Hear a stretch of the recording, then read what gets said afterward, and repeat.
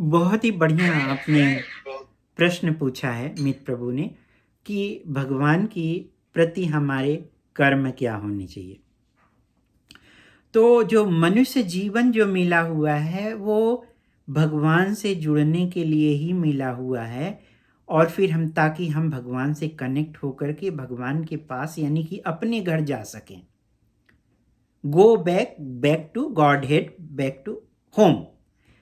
तो इसका मतलब यही हुआ कि हमें वापस अपने घर जाना है, भगवान के धाम जाना है। तो जो भी सारे हमारे कार्य हैं वो सब कुछ जो है भगवान को सेंटर में रख करके वो सारे कार्य किए जाने चाहिए। कोई भी अपनी इंद्रिय तुष्टि के लिए नहीं होने चाहिए।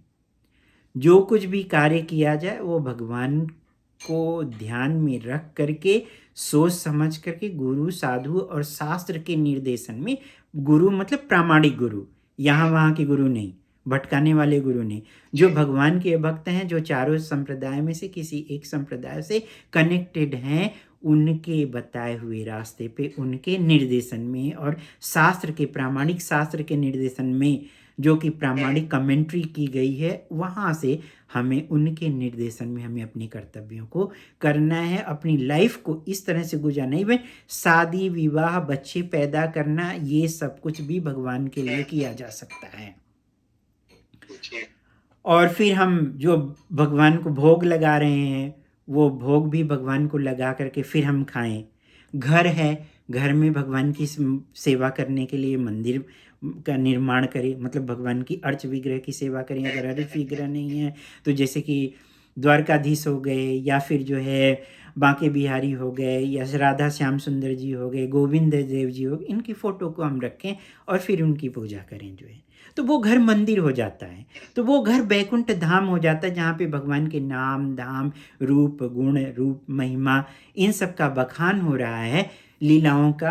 तो और वो घर जो है धाम हो जाता है। तो हमें इस तरह से अपनी लाइफ को मोड़ना है कि जो कुछ भी हम करें वो सब कुछ भगवान से जुड़ा रहे, उसमें हमारा कोई स्व अर्थ न हो, स्वार्थ नहीं हो, हमारी इंद्रिय तृप्ति से जुड़ा हुआ कुछ भी न हो।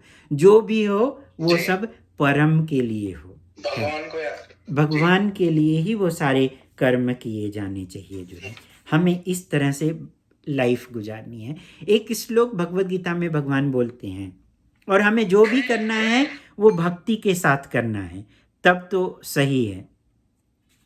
तो यद करोसि यद अश्नासि यद जुह्योसि ददासि यद तपस्यसि कौन्तेय तद कुरुष्व मद अर्पणम। हे कुंती पुत्र, तुम जो कुछ खाते हो, जो कुछ करते हो, जो कुछ अर्पित करते हो यानी कि दान देते हो, जो भी तपस्या करते हो उसे मुझे अर्पित करते हुए करो। इसका मतलब कि वो सब कुछ जो है भगवान के लिए ही कार्य करना है। ये थोड़ा नीचे का हो गया कि जब आप थोड़ा थोड़ा भगवान के लिए करते हुए करेंगे, यहाँ अपना जुड़ा हुआ है।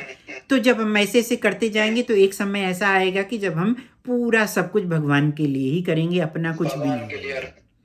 तब वो स्टेज आएगा जिसमें कि हमें भगवान को जो है प्रीति पूर्वक हम देंगे। अभी तो ये जबरदस्ती देना हो गया कि जो भी कर रहे हो वो मुझे अर्पण करते हुए करो, लेकिन बाद में ऐसा आएगा सब कुछ उनके लिए ही रहेगा, वही शुद्ध प्रेमा भक्ति है। तो आई होप कि आपको क्लियर हुआ होगा मीत प्रभु।